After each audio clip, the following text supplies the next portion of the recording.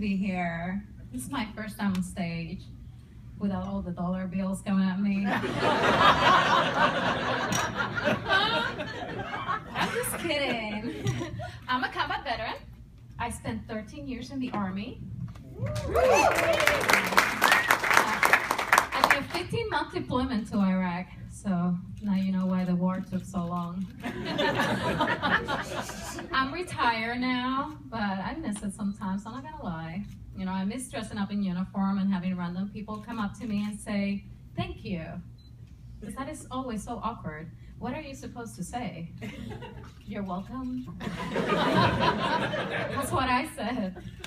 But one time I had this mom come up to me with her 5-year-old daughter, and she said, my daughter wants to thank you for your service. And I was like, oh, that's so cute. Do you want to be a soldier when you grow up? And she went, no, I don't want to get killed. I'm like, that's smart. I wish I would have thought of that. It's almost like she was thinking, thank you for fighting for my freedom so I don't have to make the same stupid career choice. But being in the military was hard, you know, especially because I'm from Puerto Rico. Anyone else from the island? Really? Nobody? That's weird, because we are everywhere. I know, you guys try to put us all on one island, but I keep escaping.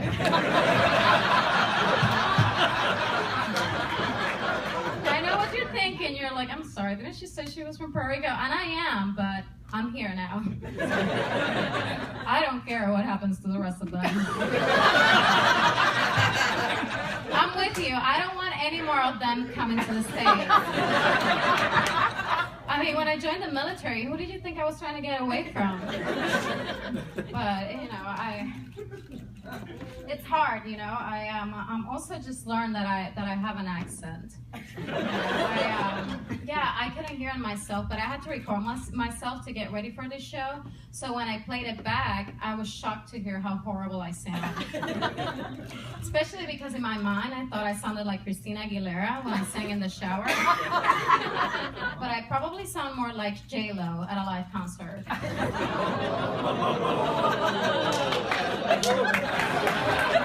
know, she should be embarrassed. And, you know, now I get it why people kept coming up to me saying, you have an accent. And I was always like, no, I don't. I sold that piece of shit car a long time ago. You know what I'm talking about? That Hyundai car, or Hyundai, how we say it. That thing was so cheap that when I drove it out of the dealership, it actually appreciated. No, seriously, the most expensive part of that car was my little Puerto Rican flag hanging in the air. Yeah. But anyway, I'm trying to get better at my English. Yeah, but it's hard because you guys keep coming up with new words all the time. Yeah, because these acronyms, you guys love acronyms. Like, can anybody tell me what was wrong with the name Kentucky Fried Chicken? Was that getting too confusing for the general population?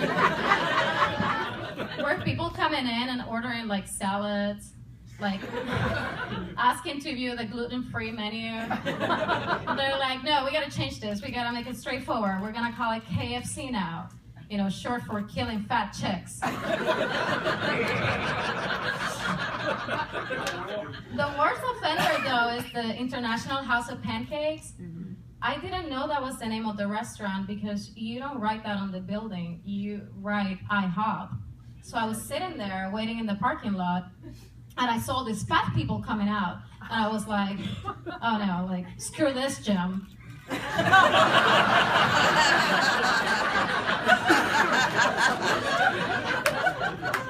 even driving here, it's hard because you guys have all these laws that you follow.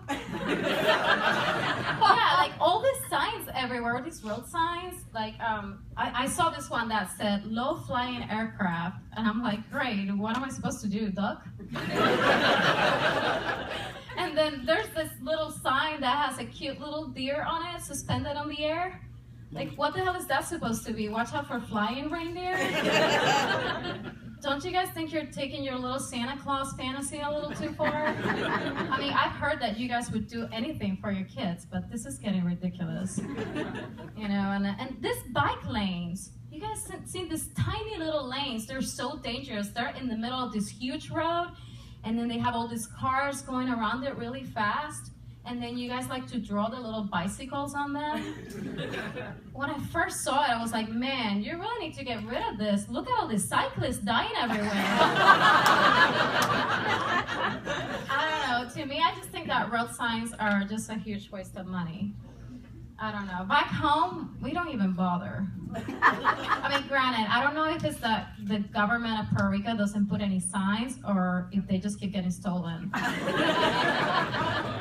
But, you know, my point is that we are horrible drivers. I know that.